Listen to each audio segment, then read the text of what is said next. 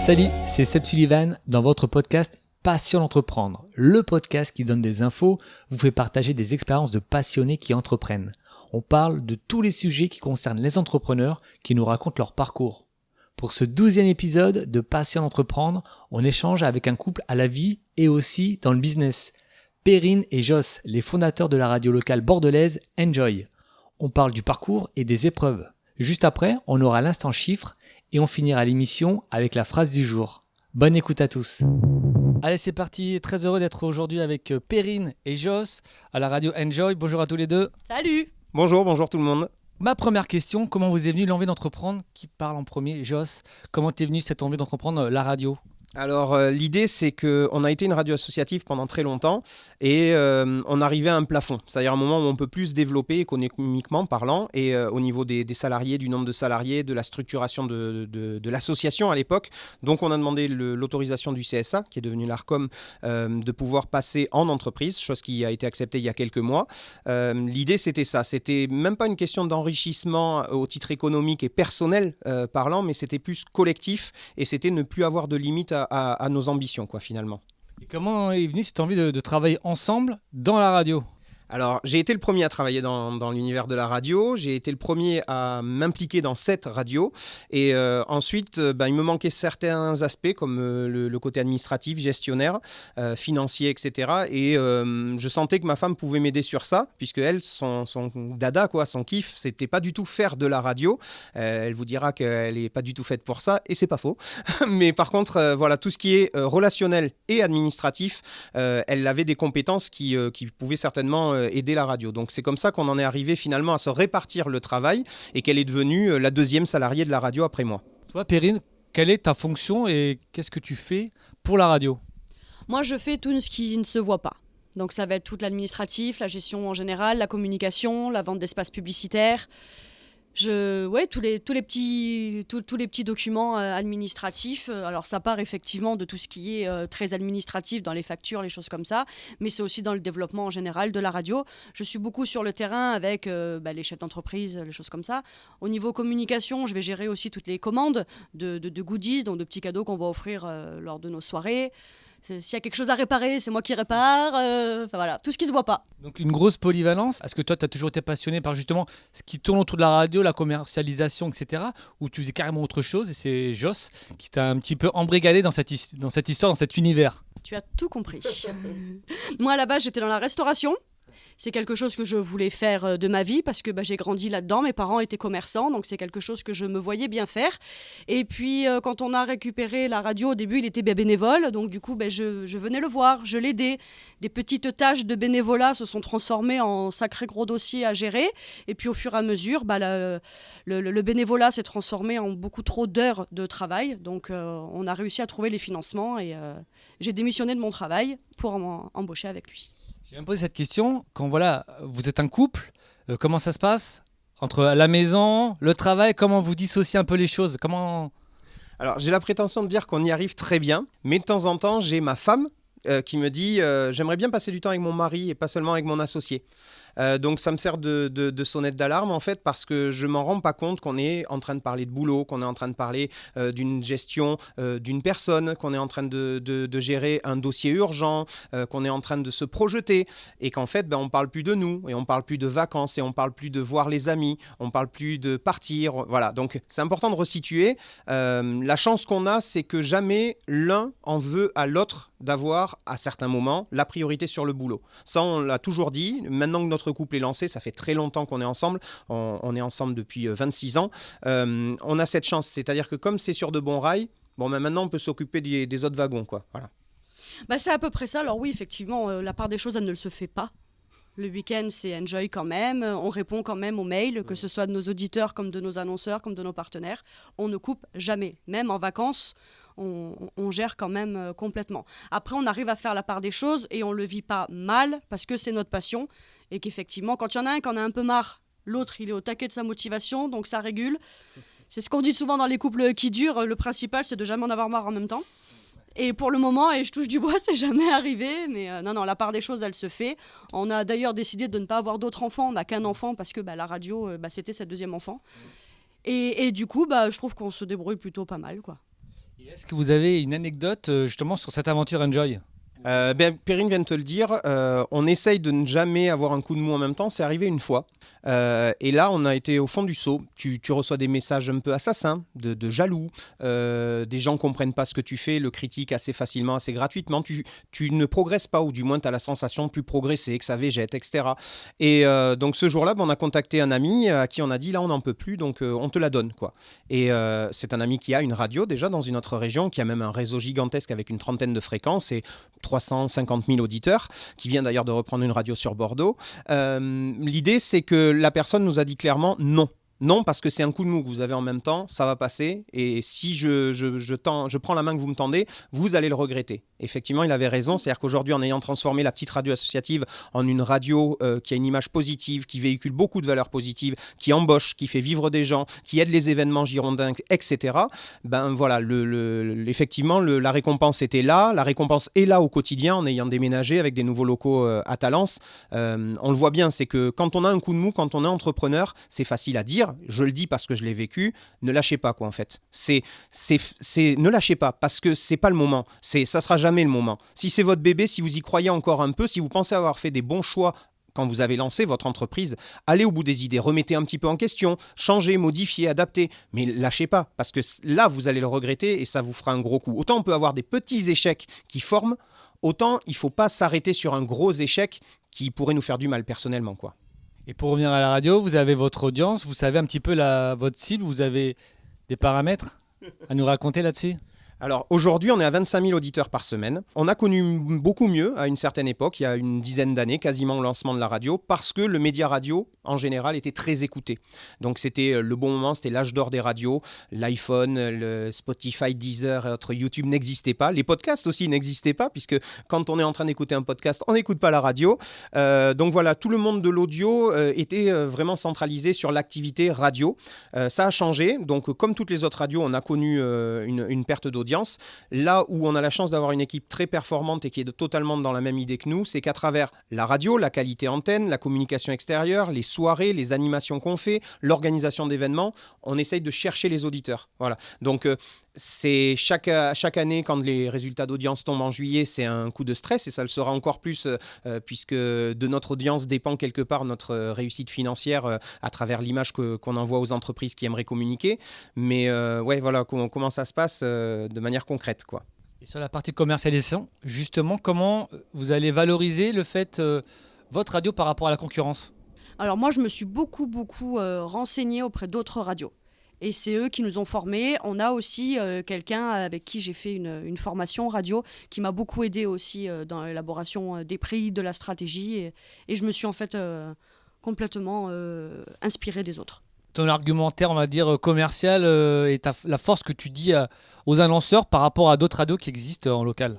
Alors nous, on dit qu'on est vraiment en local et que c'est vrai. Nous, c'est 24 heures sur 24, 7 jours sur 7. On fait ce qu'on veut de minuit à minuit. Alors que quand on fait partie d'un gros réseau, on a certaines tranches horaires à respecter. Des grosses radios nationaux ont juste une petite période de local. Les radios locales font au final pas tant de local que ça, surtout en commercialisation. Donc nous, on leur dit en fait qu'ils ne seront pas noyés dans la masse des annonceurs nationaux et que nous, le temps donné aux publicités deviennent plutôt des petites plages horaires où on donne en fait des bons plans, des bonnes adresses à nos auditeurs de bons plans girondins. Et est-ce que vous avez des modèles d'entrepreneurs qui vous inspirent, qui vous motivent, qui vous disent en fin de compte, tiens, cette personne-là, j'aimerais faire un peu la même chose? Dans l'évolution de la radio, du statut associatif jusqu'au statut d'entreprise, moi j'ai beaucoup écouté sur Internet des podcasts. Je serais incapable de te citer en fait les noms parce que j'ai cherché à puiser un maximum d'avis, un maximum de vécu, un maximum de conseils, d'astuces des fois, pour en fait me forger qui je suis devenu. Parce que c'est vrai qu'aujourd'hui, 6 mois après, il faut que je dise tu es entrepreneur, tu es patron, c'est un nouveau statut à assumer. Mais en fait, je cherchais pas à avoir un mentor. Même si on a quelques contacts avec des radios qui nous servent vraiment d'exemple et qu'on ne remerciera jamais assez parce qu'ils sont là où on veut aller en termes de structure, en termes d'audience, en termes de réussite. Mais j'ai voulu prendre un maximum de conseils pour dire ok, ça je suis pas du tout en adéquation avec, ça par contre ça pourrait bien me ressembler, nous ressembler. Et c'est comme ça qu'on a réussi, chacun d'entre nous, et c'est comme ça aussi qu'on constitue notre équipe, à se forger quoi, en fait, à devenir qui on est et ensuite à dire ok voilà, maintenant je suis pas une multitude d'avis, d'astuces, etc. Mais je suis moi, tu vois. Et est-ce que, peut-être plus Joss, mais toi aussi Perrine, vous avez une phrase qui vous motive tous les matins, surtout quand tu te lèves à 4h30? Alors, je disais souvent à une époque à la radio, je disais la vie est trop courte pour la gâcher. Il faut savoir en profiter. C'est pas toujours évident quand on est entrepreneur. Tous les entrepreneurs, entrepreneuses qui nous écoutent le savent très bien. On peut avoir des moments d'émotions négatives, des coups de mou, des mauvaises nouvelles. Je dirais plutôt, pour en revenir à ton podcast sur le sujet d'entreprendre, qu'en fait l'entreprise est une affaire d'adaptation. C'est à partir de là, je crois qu'on a vraiment résumé beaucoup de choses. Si on sait s'adapter, réagir, trouver une solution, même provisoire, si on sait motiver ses troupes et leur expliquer que votre travail est défini de telle manière, mais il y a aussi une part d'adaptation sur des événements qui ne sont pas encore arrivés, qu'on ne peut pas prévoir, problème technique, problème de finance, un gros client nous lâche, un événement est annulé, quelqu'un tombe malade, des choses comme ça. Si vous êtes capable de réagir, capable de rebondir, vous nous rendrez un service énorme, etc. Et on a la chance d'avoir une équipe qui est dans cet esprit. Perrine, t'as une phrase, toi? On se reposera quand on sera mort. C'est vrai. C'est ce que tu m'as toujours dit et c'est ce qui se vérifie de jour en jour. Et c'est vrai que c'est ça en fait. Des fois, t'es épuisé, t'es fatigué, t'as pas forcément envie des fois. Et puis en fait, nous, on a la chance de déjà de travailler ensemble. Donc voilà, c'est une force. Donc puis ce qu'on fait, c'est beau. On vend pas du rêve, on vend pas un produit. On vend réellement quelque chose de sincère et d'humain. C'est le retour des gens. On parlait tout à l'heure de médias radio, de concurrents, de choses comme ça. Nous, on nous dit souvent, vous m'avez réconcilié avec le média radio. Parce que vous faites de la radio comme on aimait avant, au niveau des pubs, au niveau de des choses comme ça, moins formaté, plus humain. Et c'est vraiment cette phrase-là, en fait, du coup, on se reposera plus tard parce que là, ça vaut le coup, en fait. Et quels conseils vous donneriez chacun à des jeunes entrepreneurs qui ont envie de se lancer, qui ne sont pas encore lancés, peut-être qui ont des réticences? Et vous leur dites quoi? De bien s'entourer, déjà, de partir à deux, quand même. Mais bien choisir évidemment son associé, mais toute seule, j'y serais jamais arrivée parce que je n'ai pas cette ambition qu'il a.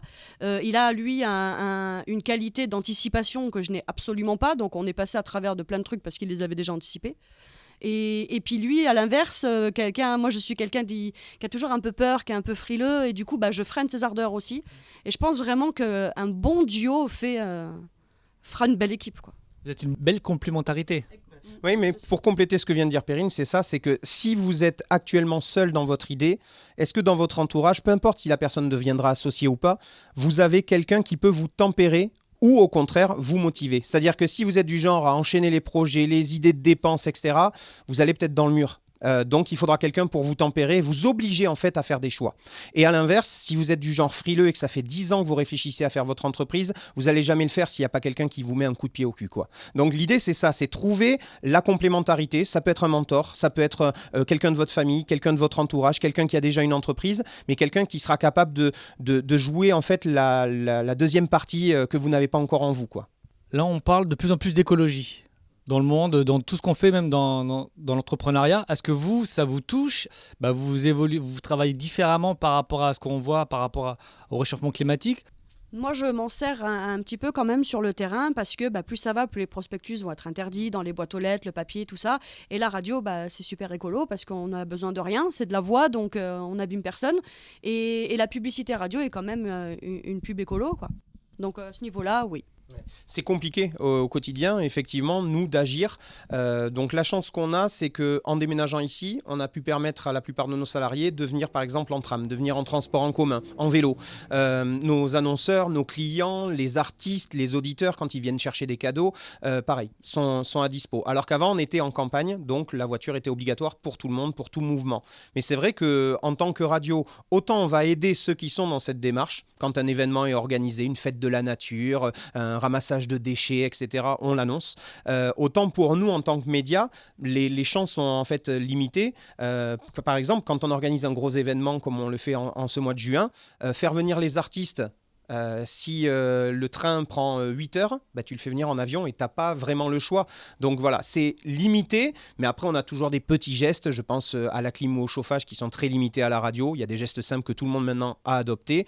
Les poubelles lors de nos événements, voilà, c'est des petits gestes simples, mais qui peuvent être efficaces. Donc chacun doit amener sa petite touche, quoi. Par rapport au futur, comment vous voyez l'évolution de la radio et où vous voulez amener la radio? C'est compliqué ça, dis donc. Dans le futur, nous vraiment le pourquoi on se lève le matin, l'envie c'est voilà d'avoir de plus en plus d'auditeurs, de plus en plus de gens qui nous font confiance. Très sincèrement, l'ambition c'est d'être la radio girondine locale et de référence. Perrine le disait tout à l'heure, c'est réconcilier les gens avec la radio. Ils ont perdu la radio de vue pour plein de raisons. Parce que quand l'animateur parle, il dit rien, parce que c'est rapide, parce qu'il n'y a pas de contenu, parce qu'il n'y a pas d'émotion. Voilà, nous on a tout ça. On a vraiment du contenu à proposer, du sourire, une interaction. On organise au-delà de la vie de la radio des choses à l'extérieur. On est appelé dans les bars, dans les restaurants, on fait nos propres événements aussi. Donc c'est ça. Finalement, c'est réconcilier les gens avec la radio.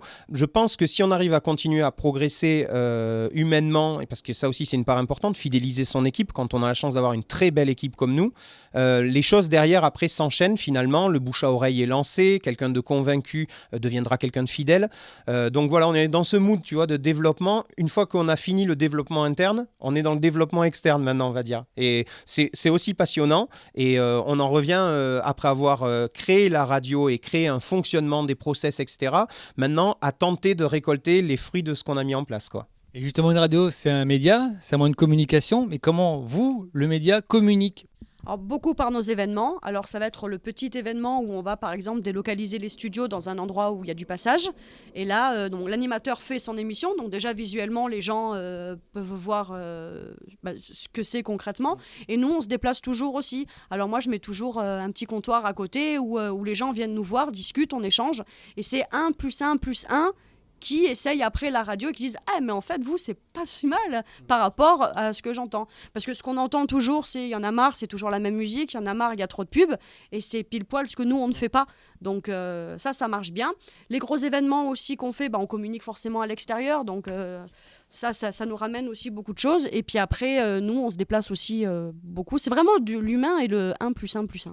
Il y a aussi tout ce qui est BNI, tout ce qui est cercle d'entreprise, groupement d'entrepreneurs, etc., que ce soit Magali ou Olivia, nos conseillères en communication et Perrine. On s'est lancé là-dedans depuis qu'on est devenu une entreprise, parce qu'on y a toute notre place et parce qu'on a même une place un peu spéciale en tant que média, finalement. Toutes ces entrepreneurs et entrepreneuses sont susceptibles d'avoir besoin de communiquer sur leur activité. Et quand ça matche avec leur activité, avec leur manière de fonctionner, que nous-mêmes on est convaincus, alors ça devient un bon plan à donner à nos auditeurs. Donc ça aussi, c'est une manière de se faire connaître, reconnaître. Puis on est vachement à l'écoute aussi quand on croise les gens, quels qu'ils soient, entrepreneurs ou simples auditeurs particuliers. On est à l'écoute des retours positifs qui font plaisir, qui boostent, qui sont une belle récompense, mais aussi du genre « Ah, mais je pensais que vous étiez, puis finalement en vous écoutant, ou c'est dommage parce qu'à tel endroit on ne vous capte pas. » Voilà, ça nous permet de voir nos limites et finalement nos axes d'amélioration future, quoi. Et dernière petite question, vous savez, vous avez des retours, si vous êtes plus écouté sur le net, via le poste de radio classique ? On sait qu'on fait 25 000 auditeurs par semaine, on sait qu'on fait 11 100 auditeurs par jour, donc on sait qu'on a 11 000 auditeurs tous les jours et que certains viennent de temps en temps, que d'autres sont là tous les jours. Voilà comment on atteint ce chiffre de 25 000. C'est frustrant parce que c'est qu'une fois par an qu'on a ce chiffre qui est fait par téléphone, par médiamétrie, et sur de la notoriété finalement, parce qu'on demande aux gens quelles sont les radios que vous avez écoutées ces dernières 24 heures. Donc une petite radio comme nous en progression n'a pas le même poids que la radio historique qui est là depuis des années et que tout le monde connaît. Mais par contre, l'audience sur Internet nous permet heure par heure et en temps réel, jour après jour, de savoir si un animateur et sa manière de faire plaisent aux gens ou s'il y a un système de départ des gens quand il arrive à l'antenne, etc. En fait, pour l'instant, je crois que l'écoute Internet, j'avais calculé ça il n'y a pas longtemps, est à 1/3. Et l'écoute FM est encore à 2/3. Alors ceci dit, la FM va se transformer bientôt en radio numérique avec le DAB. Donc très rapidement, je pense qu'on va arriver à moitié-moitié. Et puis on va même aller vers une écoute à 100% numérique, que ce soit avec la norme DAB+ en voiture, ou alors avec les players Internet, les applis, les téléphones, les PC, etc. Comme vous pouvez l'entendre, ce sont des passionnés et entrepreneurs, ça fait plaisir. Ils sont de la région bordelaise, c'était Perrine et Jos. Merci beaucoup. Mais merci beaucoup à toi. Merci, puis c'est vraiment sympa parce qu'en fait, ce genre d'échange, c'est de ça aussi dont se nourrit un entrepreneur, c'est-à-dire s'entendre parler à voix haute et se dire « ouais, on en a fait un joli parcours ». Parce que sinon, on ne prend pas le temps en fait et on ne se rend plus compte de où on vient et de où on est. Et ça, pourtant, c'est important pour pouvoir booster la suite. Donc, merci à toi. L'instant chiffre. En France, plus de 39 millions de personnes écoutent la radio tous les jours. Il existe plus de 1000 opérateurs privés et publics qui émettent dans l'Hexagone et les Outre-mer, dont plus de 20% sont des radios associatives. Citation aujourd'hui de Michel Field. La force de la radio, c'est qu'elle n'a pas d'image.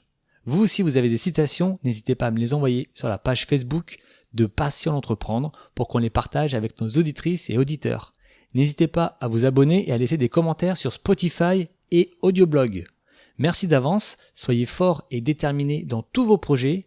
À bientôt pour un nouvel épisode de Passion d'entreprendre.